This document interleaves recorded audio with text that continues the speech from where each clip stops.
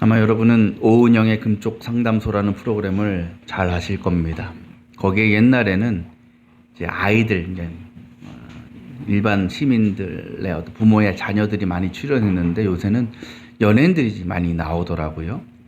근데 최근에 방송에 아실지 모르겠지만 추라는 여자 아이돌 가수가 나왔습니다.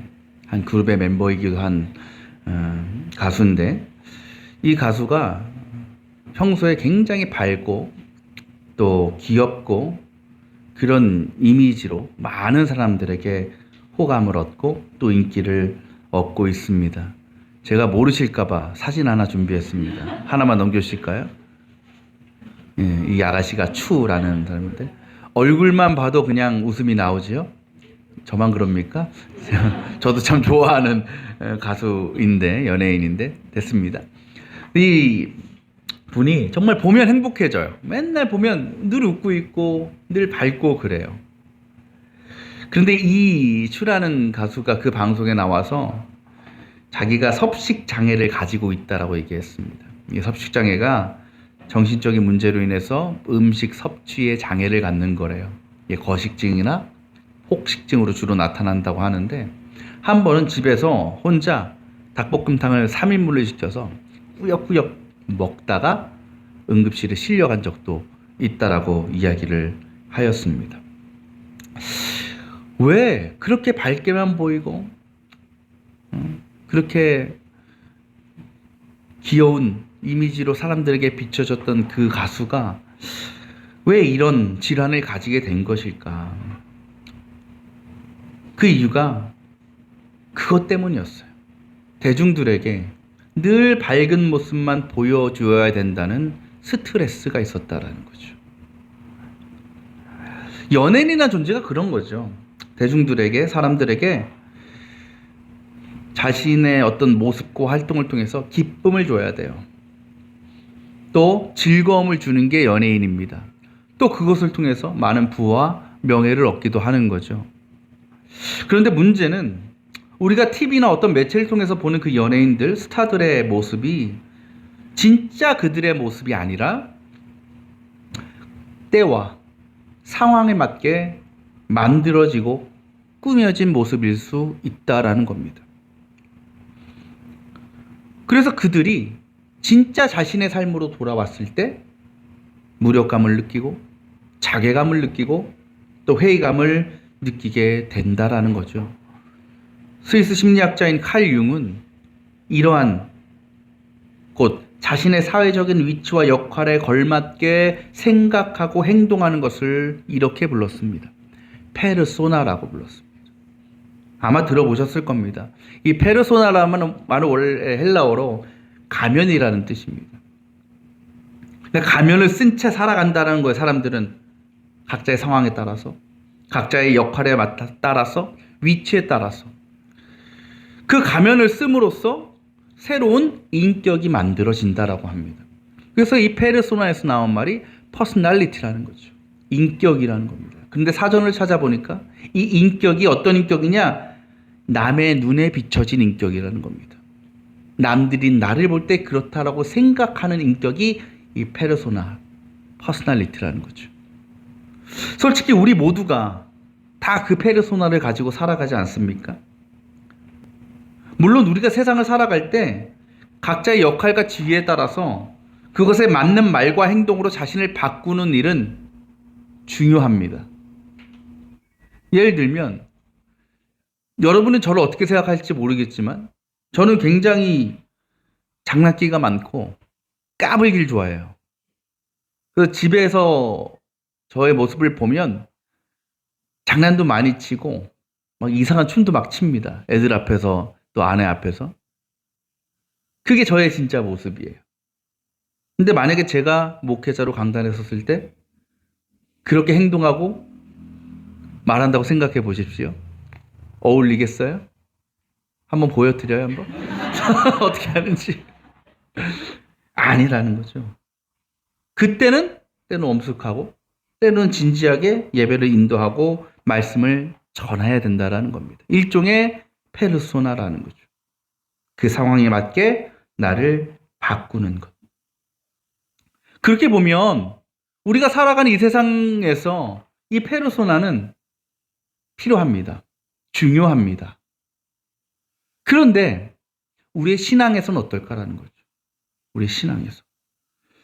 오늘 말씀 보면요, 예수님께서 이 세상의 마지막 때에 나타나게 될 하나님의 심판의 모습을 묘사하고 계십니다. 그때 어떤 일이 일어난다라고 얘기하냐면 32절 33절에 모든 민족을 그 앞에 불러 모아서 목자가 양과 염소를 가르듯이 그들을 갈라놓는다고 얘기했죠. 팔레스타인 지역의 목자들은 평소에 양과 염소를 같이 기른다고 합니다. 그런데 이제 목자가 퇴근해서 그곳을 떠나게 되면 그 둘을 반드시 구분해서 넣는다는 거예요. 아침에 올 때까지. 왜? 양은 순하고 염소는 우리가 고약하다 그러잖아요. 그러니까 둘이 그냥 밤에 놓으면 누가 지키고 있지 않으면 그냥 공격하는 거예요. 뿔로 받고. 그러니까 이걸 붙여놓을 수가 없는 거예요. 그러니까 팔레스타인 사람들에게 어떤 이미지상 양은 선하고 좋은 착한 것, 염소는 악한 것, 이런 기준이 있었어요. 주님은 그 기준을 가지고 오늘 말씀을 하시는 것인데, 그러니까 언젠가 하나님 앞에 섰을 때 우리도 누군가는 염소의 자리에, 누군가는 양의 자리에 서게 될 거라는 겁니다. 만약 우리가 양의 무리에 들어가게 된다면 어떤 일이 우리에게 나타나느냐? 34절의 말씀처럼 하나님께서 우리에게 예비하신 천국에 들어가서 주님과 더불어 큰 기쁨과 영광을 누리게 된다라는 거죠. 반면 염소의 무리에 들어가게 되면 어떻게 되겠습니까? 바로 하나님의 저주를 받고 영원한 고통을 받게 될 것이다 라고 오늘 말씀하고 계십니다. 그렇다면 과연 하나님은 무엇을 가지고, 어떤 기준을 가지고 염소의 자리에 들어갈 사람, 양의 자리에 들어갈 사람을 구분하시는 것일까요? 먼저 하나님께서 양의 자리로 세우시기로 택하신 이들을 향해서 오늘 이렇게 말씀하십니다. 36절에 너희는 내가 줄일 때에 먹을 걸 주었고 목마를 때 돌 마실 걸 주었고 감옥에 갇혀 있을 때 나를 찾아 주었다라는 겁니다. 정리하면 세상에 살 동안 예수님에게 도움을 주고 은혜를 베푼 사람에게 하나님 나라를 허락하시겠다는 말씀이죠. 그런데 말씀이 좀 이상하지 않습니까? 여러분, 예수님의 공생의 삶을 한번 생각해 보세요. 언제 예수님이 먹을 게 없어서, 마실 게 없어서 목말라 하시거나 굶주리신 적이 있습니까? 금식하신 거 스스로 하셨지. 그렇죠? 또 뭐 입을 것이 없어서 헐벗고 다니셨습니까? 아니에요. 어디 감옥에 갇히신 적이 있습니까, 예수님이? 없어요. 예수님은 살면서 누군가를 도우며 놓으셨지 세상 사람들에게 도움을 받으신 적은 거의 없습니다. 이 말씀은 사실 말이 안 되는 거예요. 그래서 오늘 37절 보면 그 양의 무리에 들어간 사람들이 예수님께 이렇게 묻는 거예요. 아니 주님, 내가 언제 주님께 그런 도움을 줬습니까? 그때 주님께서 대답하십니다. 40절 너희가 여기 내 형제자매 가운데 지극히 보잘것없는 사람 하나에게 한 것이 곧 내게 한 것이다 라는 말씀이죠. 자녀를 키우다 보면 이 아이들이 다른 누군가로부터 도움을 받거나 신세를 질 일이 생기죠. 그렇게 되면 대부분의 부모들은 그 도움을 주신 분들에게 찾아가거나 연락을 해서 감사 인사를 전합니다. 도움은 얘가 받았어요. 그 도움이 나에게 온 게 아니에요. 나랑은 어떻게 보면 상관없는 일입니다. 개인적인 유익이 있는 것이 아닙니다. 그런데도 부모는 자녀를 대신해서 때로는 자녀와 함께 그 도움을 주신 분께 감사를 표한다는 거죠. 이유는 간단한 겁니다. 부모에게 내 자녀가 받은 은혜는 내가 받은 것과 같은 것이기 때문에 그것은 부모와 자녀와의 관계, 곧 사랑 안에 있는 관계일 때에만 가능한 것이죠. 아무리 친하고 아무리 가까워도 그 사람이 받은 도움에 대해서 내가 감사할 일이 없습니다.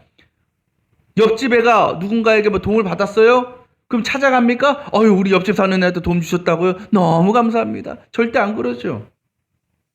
사랑의 관계가 아니기 때문에, 부모와 자식 관계가 아니기 때문에. 예수님도 마찬가지. 예수님께서 많은 사람들을 사랑하셨지만 특별히 좀 소외된 자들, 어렵고 힘든 자들을 사랑하셨습니다. 늘 그들과 함께 하셨습니다. 마치 예수님에게 그들은 자식과도 같았어요. 늘 그들과 한 몸이었어요. 그래서 그들이 누군가로부터 도움을 받고 신세를 지면 그게 그들뿐만 아니라 예수님 자신에게도 은혜를 준 것과 다름이 없었다라는 겁니다. 이 말씀 통해서 우리가 알 수 있는 게 뭐겠어요? 우리가 살면서 얼마나 많은 사람들을 도왔느냐, 섬겼느냐, 그것이 우리를 양의 자리냐, 염소의 자리냐를 결정하게 된다라는 거죠. 근데 이 말씀 듣고 이렇게 반문하시는 분도 계실 겁니다. 아니, 구원은 뭐로 가는 거예요? 믿음으로 가는 거 아닙니까? 어떻게 남을 돕는 행위가 축복과 심판의 기준이 되는 것입니까? 맞는 말이지요. 우리는 오직 믿음으로 의롭다함을 얻고 믿음으로 구원받습니다. 그러나 분명한 것은 이 믿음이라는 게 뭐냐는 거예요. 믿음이라는 건 우리 머릿속에 있는 게 아니고 우리 마음속에 있는 생각이 아니라 반드시 그 믿음은 실체가 드러나야 된다는 겁니다. 우리가 하나님을 믿는다면 그 믿음으로부터 말미암은 분명한 삶의 변화가 나타나야 된다는 것입니다.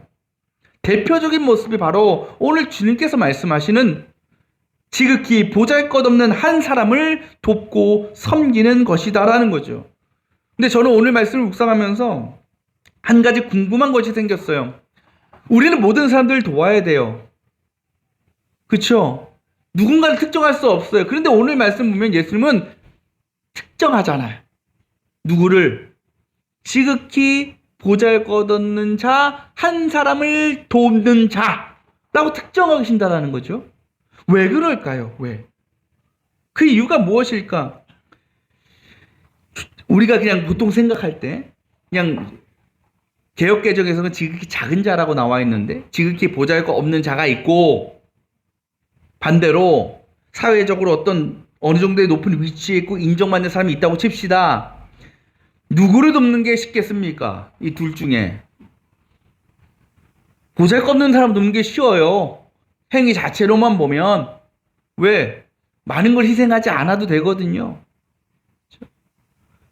그렇다면 우리는 그 쉽다라고 하는 일을 잘 감당하고 있는가? 솔직히 그렇지 못하다라는 겁니다. 사실 주님께서 말씀하시는 지극히 작은 자 한 사람을 돌보는 일도 우리에게 쉬운 일이 결코 아닙니다. 왜 그럴까요? 그것은 우리의 본성에 있다고 봅니다. 그 이유가. 어떤 본성? 자신을 드러내고자 하는, 자신을 자랑하고자 하는 욕망이 우리 안에 있기 때문이 아닐까라는 겁니다. 누구나 사람들은 다른 누군가로부터 인정받고 높임받으려는 욕구가 있습니다. 그 일을 위해서 열심히 일하는 거 아니에요? 열심히 돈 버는 거 아닙니까? 열심히 높은 자리에 올라가려는 거 아닙니까? 그래서 남들이 부러워할 만한 무언가를 소유하고 싶은 것이 우리 인간의 마음이자라는 거죠. 근데 그게 나쁜 것입니까? 아니에요. 나쁜 거 전혀 아닙니다. 저는 여러분들이 그렇게 되길 원해요. 열심히 일하셔서 원하는 일들, 돈이면 돈, 권력이면 권력, 지위면 지위 다 차지하셨으면 좋겠습니다. 정말 남들이 부러워하고 자랑할 만한 인생을 사시면 좋겠습니다. 그런데 문제는 그러한 욕망이 우리의 신앙의 삶 가운데 우리의 섬김과 헌신의 삶에서도 드러날 때가 있다라는 거죠. 곧 우리가 누군가를 돕고 섬길 때에 기대하는 것이 잠재적으로 그것을 누군가 봐주고 알아봐줘서 야, 저 사람 참 선한 사람이구나. 저 사람 참 남 돕는데 열심이구나 라는 인정과 높임을 받기 원한다라는 겁니다.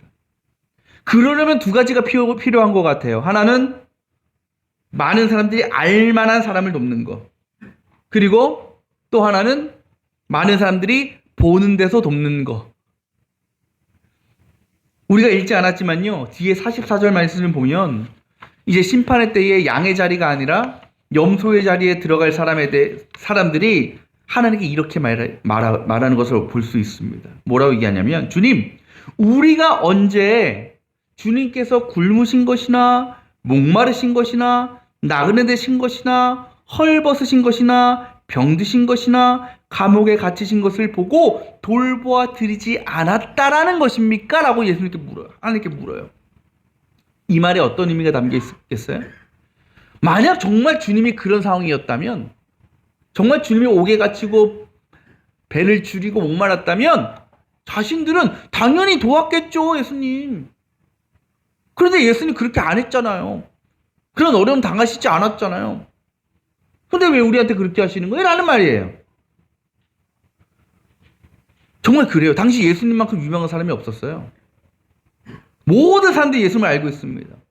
많은 사람들이 예수님을 따랐습니다. 그런 사람을 도울 수 있다는 것은 굉장히 명예로운 일일 수 있는 거죠. 또한 그 모습을 많은 사람들이 지켜본다, 자신을 드러낼 수 있는 좋은 기회일 수도 있는 것이었어요. 왜? 예수님이 그만큼 명성이 있었기 때문에, 유명했기 때문에. 반면에 그들에게 지극히 보잘것없는 한 사람을 돕는 그 일은 티가 안 납니다. 아무도 알아봐주지 않는 일이 될 수 있습니다. 또 그 일 하느라 많은 것을 잃어버릴 수도 있습니다. 그래서 그들이 그것을 꺼려한 거죠. 선뜻 나서지 못한 거죠. 그러니까 그들은 그거예요. 예수님이 그러셨으면 내가 돕겠는데 안 그러셨잖아요. 지금도 이 세상은요, 많은 사람들이 남을 돕고 섬기는 삶을 살아갑니다. 그런데 모든 사람들이 같은 마음과 같은 의도를 가지고 그 일을 행하지는 않습니다.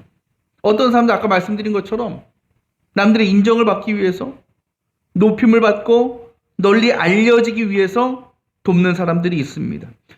자신의 인간적인 만족과 유익을 위해서 봉사활동을 하거나 기부를 하는 사람들도 있습니다. 물론 행위 자체는 좋은 일이죠. 그 자체는 선한 일일 수 있습니다. 그러나 그러한 도움은 하나님께서 보실 때는 관대한 것이 아니라 위장된 이기주의에 불과하다라는 거죠. 가면을 쓰고 그 일을 하고 있다는 겁니다. 분명한 것은, 그런 그들을 기다리고 있는 것은 뭐라고요? 염소의 자리요, 영원한 죽음과 멸망이라는 거죠. 왜 바리새인들이 천국에 못 들어갑니까? 왜 그들이 그렇게 예수님의 책망을 받습니까? 이것 때문 아니겠어요? 얼마나 율법 열심히 지켜요. 목숨을 걸고 지킵니다. 율법을 지키는 행위가 자체가 나쁩니까? 율법 가운데 뭐 악한 게 있습니까? 아니에요. 하나하나 따져보면 너무나 좋고 선한 거예요. 근데 그들이 그걸 왜 지켜요? 자신의 의를 드러내기 위해서. 자신의 높음을 자랑하기 위해서. 그것이 주님께 위선자요, 외식하는 자, 회칠한 무덤 같은 자들이라고 책망받은 것 아니겠습니까? 반면 돕지 않을 수 없기 때문에 돕는 사람들이 있어요.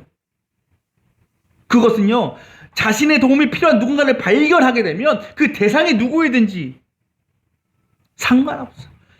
정말 오늘 말씀처럼 세상의 시선으로 볼 때 지극히 보잘것없는 한 사람일지라도 그를 향한 섬김과 헌신은 자연스럽게 나오는 겁니다. 본능적으로 나오는 겁니다. 그런 사람들에게는 누구를 돕느냐 전혀 중요한 것이 아닙니다. 그 일을 통해서 내가 무엇을 얻을까 아무런 관심이 없습니다. 그저 그를 돕는다는 것 자체 이외에는 아무것도 바라지 않는 겁니다. 바로 그것이 하나님께서 예비하신 양의 자리요, 천국을 차지할 수 있는 믿음, 그 믿음으로 말미암은 진정한 섬김의 모습이라는 겁니다. 여러분 어떻습니까? 여러분도 누군가를 이렇게 사랑하고 섬길 수 있습니까? 어떤 분들은 이렇게 얘기하실 수 있을지 모릅니다.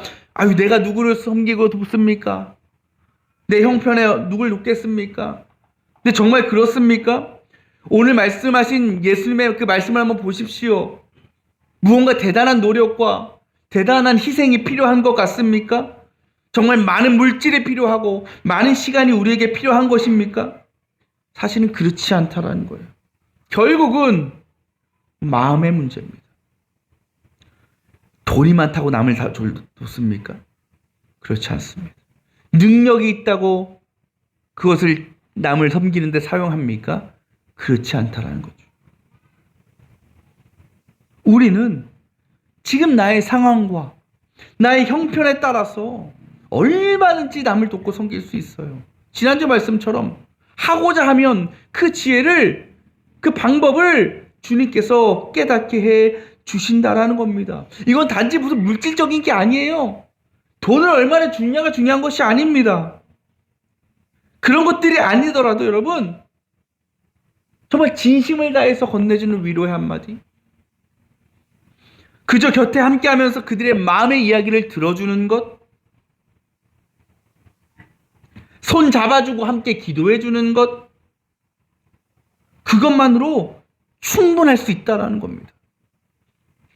지지난주에 우리 박민지 수능 받고 어제 우리 조영현 청년 임용고시 받습니다.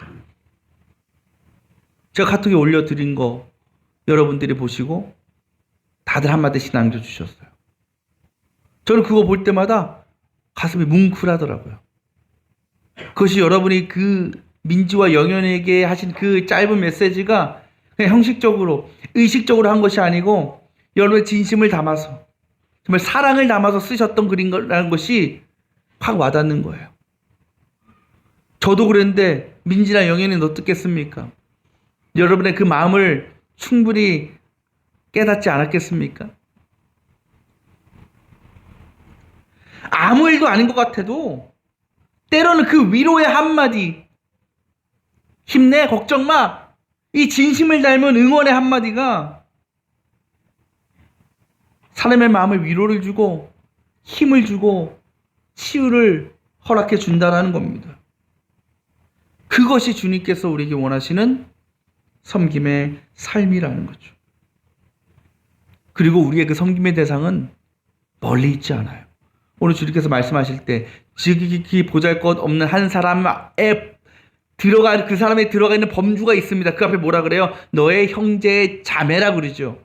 여기서 형제 자매는 혈연적인 어떤 가족만을 이야기하는 것이 아니라 말 그대로 우리와 가까운 관계, 친밀한 관계를 맺고 살아가는 모든 사람을 가리킵니다. 부모, 자녀, 친구, 더 나아가서 한 교회에서 함께 신앙생활하고 있는 성도들, 지금도 여러분의 가족과 이웃과 여러분 곁에 있는 성도들 가운데 우리의 관심과 위로와 도움이 필요한 사람들이 분명히 있습니다. 옆에서 한번 쳐다보세요.